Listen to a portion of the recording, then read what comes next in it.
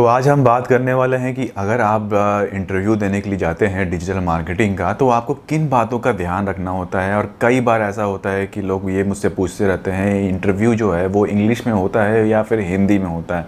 तो आज मैं डिटेल में बात करने वाला हूँ इसके बारे में, कुछ नए नए चीज़ें बताऊँगा जो कि आपके लिए बहुत ज़्यादा यूज़फुल होगा।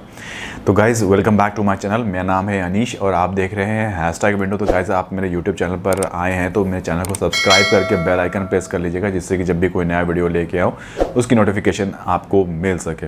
तो देखिए, जो इंटरव्यू होता है वो ना इंग्लिश में होता है ना टोटल हिंदी में होता है, दोनों का मिक्स होता है।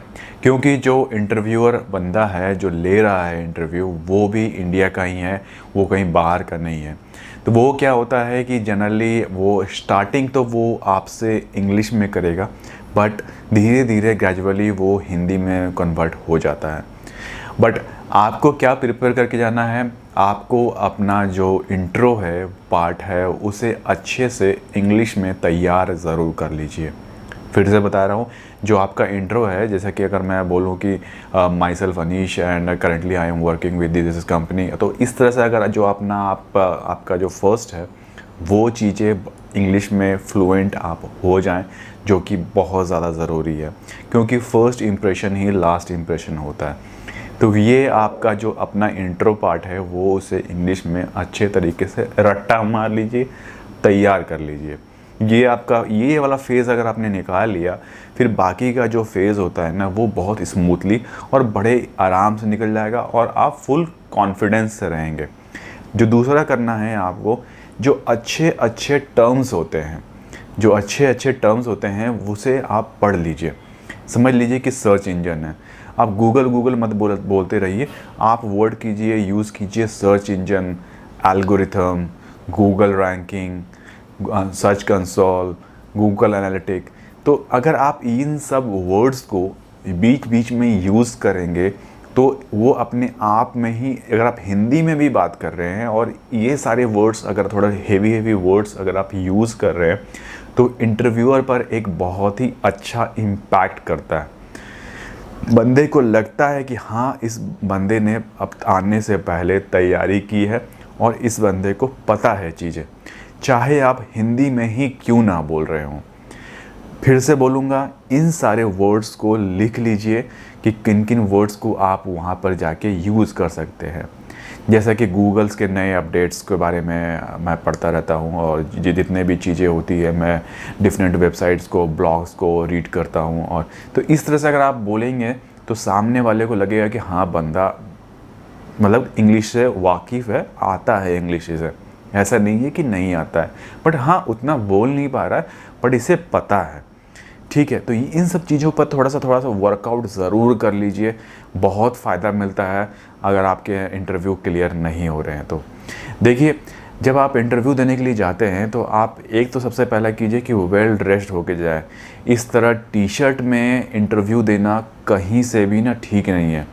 तो एक चीज़ हमेशा ध्यान रखिए कि वेल ड्रेस्ड होके, कॉम वगैरह करके अच्छे से जाइए।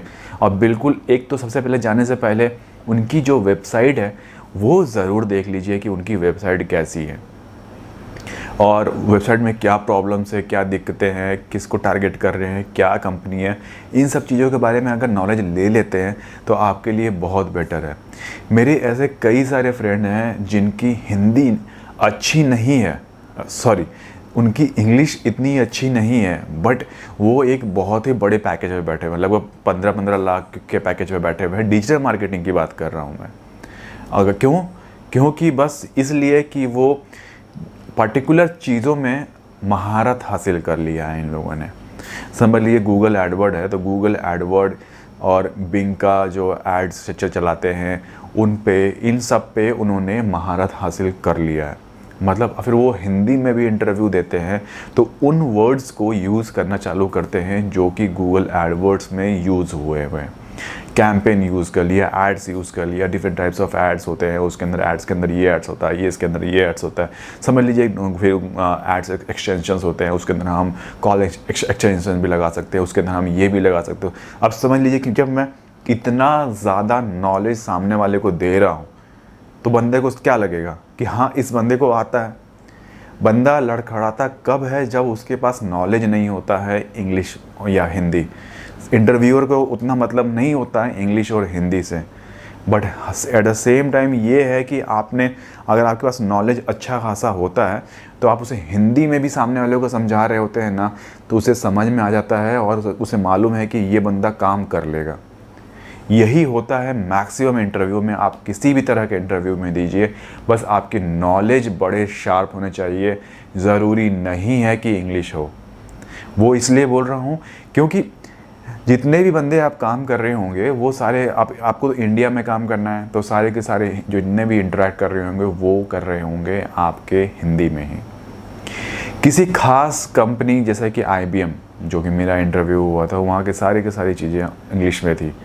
मतलब कि HR से लेके मैनेजर से लेके Australia call, Bangalore call, US call जितने भी मेरे हुए थे वो सारे के सारे इंग्लिश में ही हुए थे।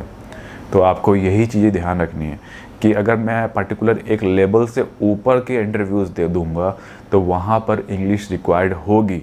आप समझ लीजिए कि वहाँ पर क्यों इंग्लिश रिक्वायर्ड होती है, कि समझ लीजिए कोई मेल आया, उस मेल का मेरे को तुरंत रिप्लाई करना है, मतलब विदिन 5 मिनट्स मेरे को रिप्लाई करना है। अब मैं वो मेल देख के सोच रहा हूँ कि इस पर क्या रिप्लाई करूँ। इंग्लिश, हिंदी तो है मेरे दिमाग में, बट वो इंग्लिश जो है वो निकल के नहीं आ रहा है। तो ये चीज़ें बहुत ज़्यादा ज़रूरी होती है। लोगों को पता नहीं होता है कि इंग्लिश कहाँ यूज़ होती है। तब प्रॉम्प्ट रिप्लाई करना या फिर प्रॉम्प्ट डिसीजन लेना, ये स्ट्रैटेजी मेकिंग करना, तो उनमें आपके एक इंग्लिश की जो ज़रूरत होती है तब वहाँ पे ज़रूरत होती है। ऐसे अगर मैं बात करूँ, नॉर्मल इंटरव्यूज़ जितने भी हैं वो हिंदी में ही हो जाते हैं, कोई प्रॉब्लम नहीं होती है।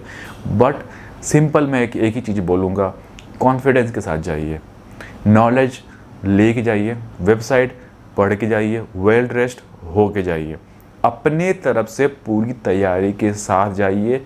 इंग्लिश और हिंदी को छोड़ दीजिए, भूल जाइए। जिसमें आप कंफर्टेबल है उसमें बात कीजिए। इंट्रो बस खाली अपना इंग्लिश में रख लीजिए, बाकी और कोई दिक्कत नहीं होता है। ठीक है, तो गाइस आप मेरे चैनल पर यहाँ तक रुके हुए हैं, यहाँ तक वीडियो को देखा है तो एक लाइक करके ज़रूर जाइएगा, और फिर मिलता हूँ बहुत ही जल्दी नेक्स्ट वीडियो में। तब तक के लिए टेक केयर, नमस्कार।